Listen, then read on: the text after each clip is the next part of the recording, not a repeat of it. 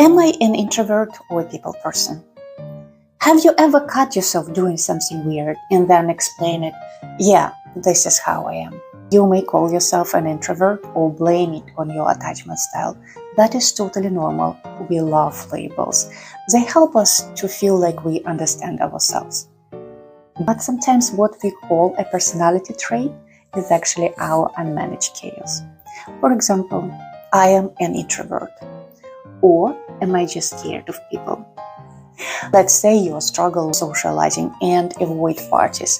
Small talks make your skin crawl. And you may naturally think, I'm just an introvert. Social stuff drains me. Fear. But let's dive deeper. What if your brain is actually terrified of closeness? What if someone starts to sharing something important to them, you start to overgive and losing yourself? And that is what's exhausting. And suddenly, that introversion is less about quiet time and more about the deep discomfort of disappearing in the relationships. And now, that is a different conversation. Example 2. I am a people person. Or do I just hate being alone? For example, you love chatting and you love to be in a group.